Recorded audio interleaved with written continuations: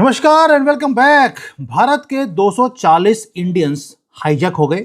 पूरी दुनिया शॉक के अंदर है। शॉक इसलिए है कि इसलिए नहीं कि प्लेन हाईजैक हुआ है, इसलिए है जो जिनको हाईजैक किया गया वो खुशी खुशी हाईजैक हुए हैं। ये massive top secret geopolitical shift है जो हमारी आंखों के सामने हुआ। आप सोच के देखिए कि 240 इंडियंस हाईजैक हो गए।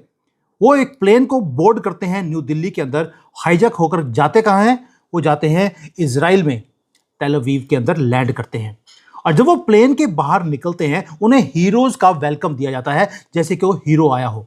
ऑफिशियल्स जो है इजराइल के, वो वहां पर खड़े होकर गाने गा रहे थे।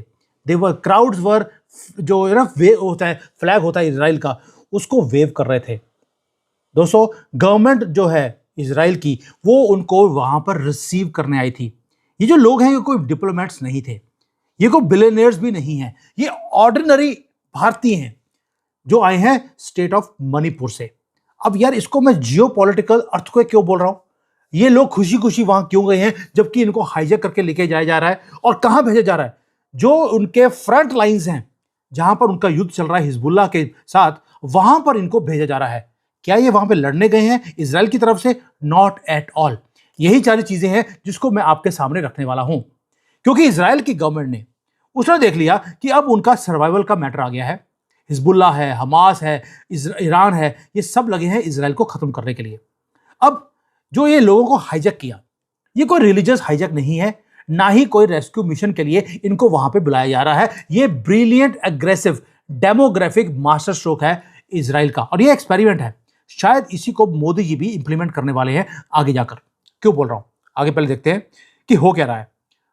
इंडियन मीडिया ने इसको कवर नहीं किया। पूरे दुनिया की जो नजरें हैं वो ईरान के ऊपर हैं। मीडिया फोकस्ड है कि कहां पे किसने बॉम्ब फेंके। लेकिन जो आज मैं आपको रियल रीजन, इजराइल ने एयरलिफ्ट किया है थाउजेंड्स ऑफ इंडियंस को, वो भी कहां पर लेके जा रहे हैं? Most dangerous border of Israel का। इसका मैं ट्रुथ बताऊंगा आपको। ये आपको समझना पड़ेगा कि इजराइल ने मास्टर स्ट्रोक किया कैसे है। अब देखिए, अप्रैल 23 बेन गुरियो एयरपोर्ट है इजराइल का, वहां पर कुछ एक्स्ट्रा ऑर्डिनरी हुआ। एक ऑपरेशन शुरू किया गया जिसका नाम है ऑपरेशन विंग्स ऑफ डॉन। ये हाईली कोऑर्डिनेटेड 90 मिलियन लगा रहे हैं इजराइल की गवर्नमेंट। ऑब्जेक्टिव बड़ा क्लियर है कि 6000 मेंबर्स हैं एक बिनई मिनाशे को कम्युनिटी है भारत की, उनको भारत से इजराइल लेके जाना है। 6000 लोगों को, 1200 को इस साल लेके जाया जाएगा।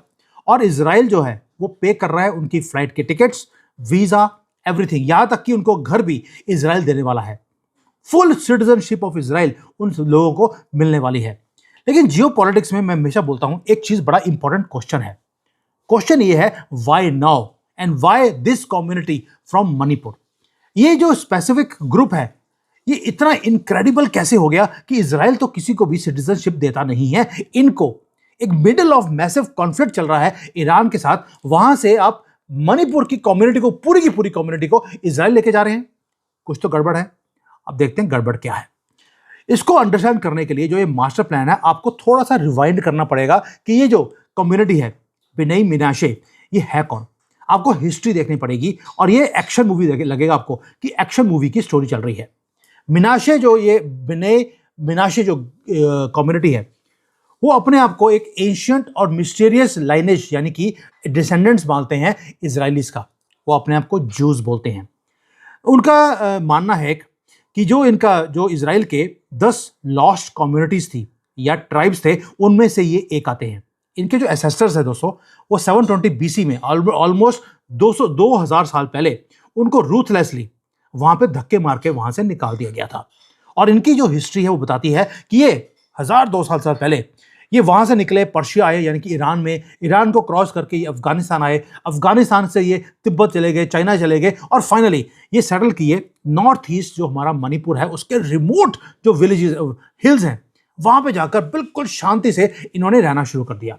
लेकिन ये अपने जो ज्यूइश रूट्स हैं उसको इन्होंने नहीं छोड़ा। जो ट्रेडिशंस हैं वो आज भी वो फॉलो कर रहे हैं।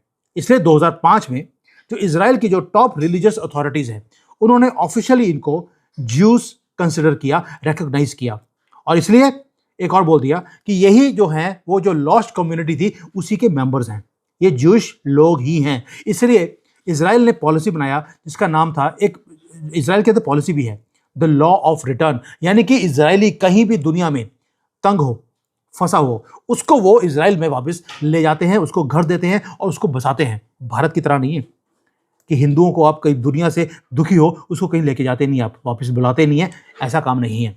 इसलिए इजराइल ने जो रिटर्न, ये लॉ ऑफ रिटर्न है, उसके अंदर इन सारे 6000 के 6000 जो ये लोग हैं यहाँ पे कम्युनिटी के, उनको लेके जाया जा रहा है, दरवाजे खोल दिए। इसलिए मैसिव एयर शिफ्ट किया है, हाईजैक करके लेके गए उनको, पूरे के पूरे प्लेन को, और लेके चले गए इजराइल में। एंड नाउ जो एक प्रोफेसी है कि इजरायली कहीं भी, जूइश कहीं भी दुनिया में फंसा हो, उसको इजराइल बचा के लेके आएगा, वो उन्होंने करना शुरू कर दिया। अब आते हैं ट्रुथ के ऊपर जो एक्सप्लोजिव है। इजराइल अपनी एग्जिस्टेंस के लिए लड़ाई कर रहा है। उसे मालूम है कि ये मुसलमान उसे जीने नहीं देंगे, उसको खत्म करके ही छोड़ेंगे। इसलिए वो डेस्परेटली, उनको मैन पावर चाहिए। प्रॉब्लम क्या है, इजराइल की इकोनॉमी डिपेंडेंट थी पैलेस्टीन के वर्कर्स के ऊपर। ये लोग आके इनके इजरायलियों के घर के टॉयलेट साफ करते थे। वही मुसलमान का तो यही काम होता है कि टॉयलेट साफ कर लिया, टैक्सी चला ली, बच्चों को पाल लिया, ये काम वो करते रहे। लेकिन जो एरा था वो वाला पैलेस्टीनियन वर्कर्स को बुलाने का इजराइल के अंदर, वो खत्म हो गया, क्योंकि ट्रस्ट खत्म हो चुका है, परमानेंटली ब्रोकन है। अब इजराइल को अग्रेसिवली उसको रिप्लेसमेंट चाहिए। जो बिनई मिनाशे की जो लोग हैं, एक तो हार्डवर्किंग है, ऊपर से भारत में रहे हैं, तो इनके अंदर वो इस्लामिक पागलपन नहीं है। And secondly they are very religious, and most importantly वो लॉयल हैं ज्यूइश कंट्री के लिए। इजराइल ने इसलिए इन सबको बुलाया वहां पर, एक मैसिव जो वैक्यूम है उनके कंट्री के अंदर, पैलेस्टीन वालों को रोकने के बाद उसको फिल करने के लिए इनको बुलाया जा रहा है, ताकि ये जाकर इजराइल की इकोनॉमी को बिल्डअप करेंगे। उनके जो जॉब्स हैं जो पहले पैलेस्टीनियंस लेते थे, अब इन लोगों को वहां पर काम पे लगाया जाएगा। कंस्ट्रक्शन है, एग्रीकल्चर है, ये सारा काम इनसे करवाया जाएगा, ताकि इजराइल की इकोनॉमी को बचाया जाए। बट उससे ज्यादा इंपॉर्टेंट है, आप मैप देखिए इजराइल का, please closely look at the north. जो रेड मार्क है, ये है अपर गलील रीजन। ये रीजन वो है जो बॉर्डर करता है लेबनान के साथ। ये वो एरिया है जहां पर एब्सोल्युटली हिजबुल्लाह ने कंट्रोल किया हुआ था, अभी उस एरिया को खाली कर लिया गया है। वहां पर लेबनान का एरिया अब इजराइल के कब्जे में आ गया। दोस्तों, ये रीजन वो है जो मैसिव टेरिफाइंगली डेमोग्राफी की प्रॉब्लम से जूझ रहा है। इजरायली गवर्नमेंट को मालूम है कि वहां पर जो 53% अब लोग हैं, वो आगे हैं पैलेस्टीन वाले या लेबनान वाले। ज्यूइश पॉपुलेशन वहां पे कम होती जा रही है, और जहां पर इनकी ज्यूइश की या हिंदुओं की पॉपुलेशन कम होती है, वहां पर दरिंदगी शुरू हो जाती है मुसलमानों की तरफ से। हिजबुल्लाह ने वहां पर टेरर किया हुआ है, ताकि जो इजराइल के लोग हैं वो डर के मारे वहां से भाग जाएं। टिपिकल मुसलमान स्टाइल। इनकी पॉपुलेशन जैसे ही कॉकरोचों की तरह इंक्रीज होनी शुरू होती है, ये वहां पर गंद डालना शुरू कर देते हैं। अब इजरायली जो है, वहां पे जो घर हैं वो खाली पड़े हैं, स्कूल्स हैं खाली हैं, शॉप्स हैं, लेकिन शॉप के अंदर शॉपिंग करने वाला कोई आदमी नहीं है, उनके शटर डाउन है। इजराइल पता लग रहा है उनको कि अगर मुझे अपने नॉर्दर्न एरिया को बचाना है, क्योंकि अपना वो जो कंट्रोल है वो लूज करते जा रहे हैं, क्योंकि ज्यूइश पॉपुलेशन ही नहीं है। अब उस सारे नेटवर्क को अगर खत्म करना है, तो आपको वहां पर लोकल्स इन्फिल्ट्रेट करने पड़ेंगे। इसलिए इजराइल ने क्या किया, इससे पहले कि पैलेस्टीन वाले अपने जानवरों को वहां भेजें कॉकरोचों की तरह मल्टीप्लाई करने के लिए, क्यों ना वहां पे इंसान भेज दी जाए।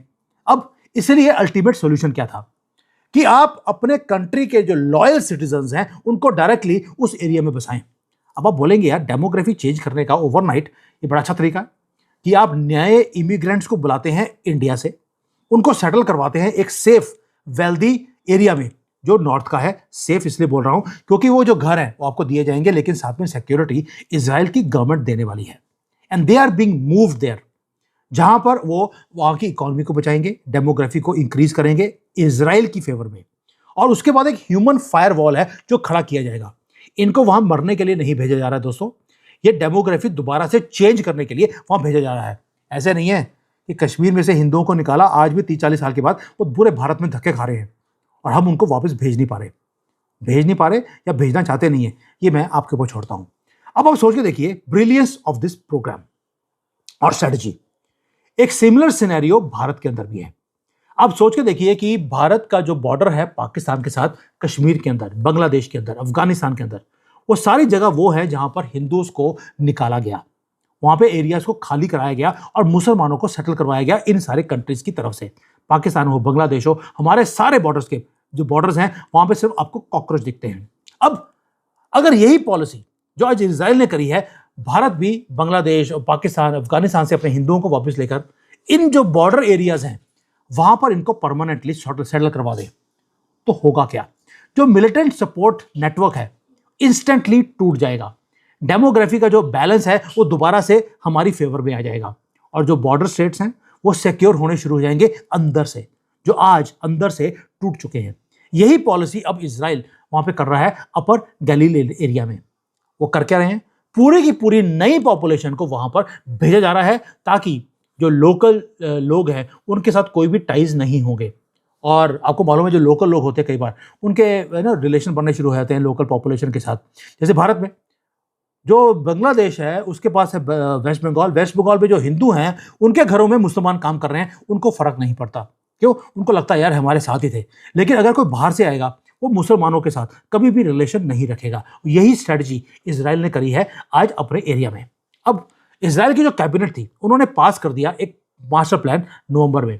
जो प्रधानमंत्री बेंजामिन नेतन्याहू हैं उन्होंने इस पॉलिसी को इंप्लीमेंट करवाया, इसलिए फ्लाइटों को बुक किया गया है। पूरा पेमेंट इजराइल की गवर्नमेंट कर रही है और हंड्रेड्स ऑफ लोग इस हफ्ते वहां पहुंच गए इजराइल के अंदर। पूरी दुनिया डिस्ट्रैक्टेड थी युद्ध के अंदर और इजराइल ने लंबी गेम खेलनी शुरू कर दी। दोस्तों जो वॉर है वो सिर्फ एयर स्ट्राइक से या टैंक से लड़ा नहीं जाता या जीता नहीं जाता। डेमोग्राफी चेंज जो है वो भी एक युद्ध है। मुसलमान हमेशा किसी भी कंट्री में जाएंगे वो एरिया में, छोटे छोटे एरिया में वो डेमोग्राफी चेंज करते रहते हैं।